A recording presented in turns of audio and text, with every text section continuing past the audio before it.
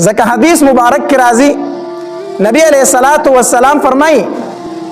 وی چې کله الله تبارک وتعالى جنت او جهنم جوړ کړل دای پیدا کړل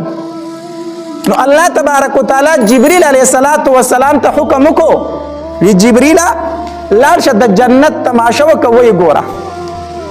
نو جبريل علیہ الصلوۃ والسلام جنت ته لاړو نو جنت وکړو او داغه نعمتونه او داغه خوشحالي ولیدلې نو چې واپس راغې الله تبارک وتعالى تینا تاسو کو جبريل جنت څنګه وو نو جبريل علیہ الصلوۃ والسلام فرمایل وی الله تدې جنت متعلق چې چاته خبر ورسېدو نو هغه بخامخا د جنت لپاره تیارې کړي ته ځان را رسي داسې نعمتونه چې چا ووریدل نو ضرور بزان د جنت لرا رسي ځکه حدیث مبارک کې راځي نبی علیہ الصلوۃ والسلام فرمایي حدیث قدسی دی الله تبارک وتعالى فرمایي وای د مؤمن د پاره چې ما په جنت کې کوم نعمتونه تیار کړی دي تر اوسه پورې سترګو لیدلې نه دي وګونو اورېدلې نه دي او د یو انسان په تصور کې داغه خیال هم نشي راتلی د انسان په زړه کې داغه تصور او خیال هم نشي راتلی داسې نعمتونه الله تبارک وتعالى د مؤمن د پاره په جنت کې تیار کړی نو جبريل علیہ الصلوۃ والسلام فرمایلی الله دا کم نعمتونه چې په جنت کې دي کم انسان چې د دې نعمتونو نه خبر شونه ضرور به د جنت ته ځان را رسي بیا ورته الله تبارک وتعالى فرمایلی جبريل لاړ شه د جهنم تماشا وکړه جهنم وینا جبريل علیہ الصلوۃ والسلام لاړو د جهنم ننداره وکړه او د جهنم هغه ووري ولیدو د جهنم هغه بړکای ولیدله د جهنم هغه غصه ولیدله داغه عذابونه ولیدل چې واپس راغی الله د دې جهنم متعلق چې د چا وګونو تم د دې خبر ورسېدو چرته به د جهنم ته غرانش چرته به د جهنم ته رانش بیا ورته الله تبارک وتعالى او فرمایلی جبريل اوس لاړ شه بیا د جنت تماشا وکړه ځکه دا جنت چې دا ډېر ښایسته ما تیار کړی ډېر ښکلی ما تیار کړی دی خو دې جنت ته به راځي خلک څنګه د دې د راتلو هغه اسباب ورشه وګوره چې دې جنت ته به سړی څنګه راځي نو جبريل علیہ الصلوۃ والسلام لاړو او چې کوم اسباب دي د جنت د تلو کوم اعمال دي د جنت د تلو کوم تکلیفونه برداشت کول دي د جنت لپاره چې هغه ولیدل کنه او واپس راغی وی الله د جنت ته هیڅوک نشي راتلی که څوک راځي صرف ستا په رحم به راشي د جنت ته راتله ډېر مشکل دي ځکه چې د جنت ته راتله په تکلیفونو باندې دي په مصیبتونو باندې دي څه تکلیفونه د شریعت دي او څه تکلیفونه هسې په انسان باندې راشي لکه مونځ کول د ورځې 15 ټیمه دا به چې ته وایې ګران کار دی که نه غرمه خلک خوبونه کوي ته به په غرمه کې پاسې جومات ته به مانځله راځي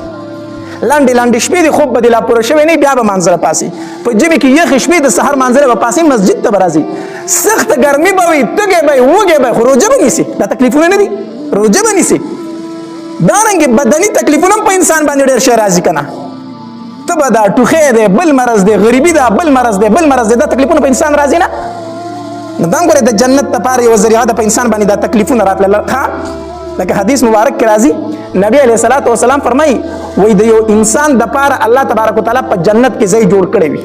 دی د جنت دپاره پیدا کړی وي خو دی په خپل عمل باندې دغې ځای ته نشي رسېدی الله د یو مقام مقرر کړی په جنت کې خو د ده عمل داسې دی چې دی هغې ته په دې عمل باندې ځانو نشي رسولی نو الله تبارک وتعالی په ده باندې تکلیفونه راولي مصیبتونه پی راولي نو په هغه تکلیفونو او مصیبتونو سره الله د دنه ګناهونه ختم کړي او د درجه په اوچتي کړي د درجه په سکی اوچتي کړي نو الله په دې تکلیفونو سره دغه ځای ته ورسي خدا کم تکلیفونه کم مصیبتونه دي چې کله په انسان باندې مصیبت راغې تکلیف پی راغې د په دغه ټیم کې بد اراده نه وایي د الله ناشکری نه کوله بس وی الله دا غریبی هم ستا د طرف نه ده بس الله دا مصیبت هم ستا د طرف نه دی الله دا مصیبت راله په شفا باندې بدل که الله دا غریبي راله په مالداري باندې بدل که نو په دنیا کې به تکلیفونه راځي ځکه په جنت کې د مسلمان له الله یو ځای جوړ کړی یو مقام جوړ کړی دی هغې ځای ته رسېدی نه شي الله په ده باندې بیماري راولي بل تکلیف راولي دی پې صبر وکړي د هغې صبر د وجې نه الله تبارک وتعالی د ده درجې اوچتې کړي او ګناهونه دې ختم کړي ګناهونه دې څه کړي ختم کړي روایت کې خو راځي چې د انسان په لاس کې غنه لاړه شي غنه که نه په دې ورته الله اجر ورکوي په دې ورته الله اجر ورکوي چې دته یو تکلیف میلاو شو نو کله چې جبرئیل علیه السلام هغه مصیبتونه وکتل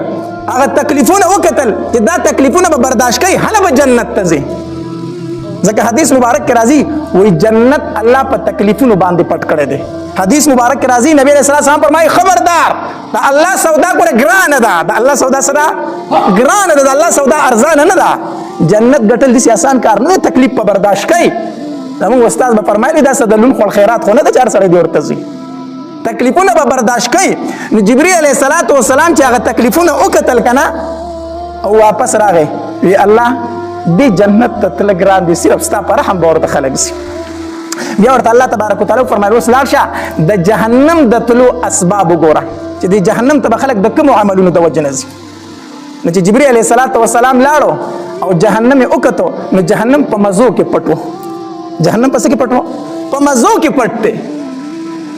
ځکه چې عیاشۍ دي، خوشحالۍ دي، بدکارۍ دي، غلا ده، زنا ده، بل عمل دی بل عمل دی، ټولې خوشحالۍ. ګناه خو د هر انسان زړه غواړي که نه؟ د هر انسان زړه ګناه غواړي، خو ځان به د ګناه نه بچ کوي. نو چې ستا زړه سمني هغه کوي، خپله مرضي کوي او ځان خوشحالۍ په دنیا کې، نو چېرته به ځې؟ جهنم ته به ځې که نه؟ نو جهنم توش په خوشحالو کې پټ شوی و. نو چې جبرئیل علیه السلام واپس راغی وی الله دې جهنم نه ځان ساتل ډېر ګران دي، دې نه ځان ساتل ډېر زیات ګران دي، ورنه اکثر خلک هم دې جهنم ته راځي، دې جهنم ته به داخلېږي. الله د دې وجې نه په دین اسلام کې به تکلیفونه برداشت کوي. دا تکلیفونه ستا د اوچتوالي دپاره دي، ستا د ګناهونو د ختمولو دپاره دي. حدیث مبارک کې راځي نبی علیه السلام فرمایي وی د ټولو نه زیات تکلیفونه الله تبارک وتعالی په دنیا کې پیغمبرانو ته ورکړي دي، پیغمبرانو ته ورکړي. او بیا چې پیغمبر ته څوک څومره زیات نږدې وي دومره به تکلیفونه زیات راځي. څومره چې پیغمبر ته څوک نږدې وي دومره به په هغه باندې څه وي؟ تکلیف زیات وي. الله نو تکلیفونه به راځي، مصیبتونه به راځي. بعضې خلک داسې که نه مونږ ته ټلیفون وکړي وایي مولي صاحب چې مونځ او دس مې نه کوه ښه بېکاره ګرځېدم نو هر کار مې سم و، اوس مې وظیفې شروع کړې مونځ او دس مې شروع کړی یو کار مې هم سمې نه خوري. داسې وي پکې اکثر خلک که نه وظیفې هم کوم مونځونه هم کوم او نور فاسقان فاجران دي د هغې کار په بره روان دی او زما هغه په ښکته را روان دی. نو زه ورته وایم الله تبارک وتعالی درنه په دې مصیبتونو باندې کوم ګناهونه چې دي کړي هغه درنه ختموي که نه؟ هغه درنه ختموي.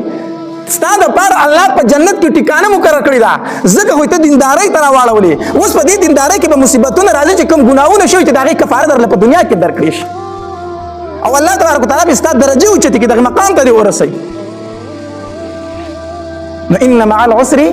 یسرا، ان مع العسر یسرا. د دین اسلام دپاره چې چا سختي برداشت کړې ده که نه نو د هرې سختۍ سره بیا څه دي؟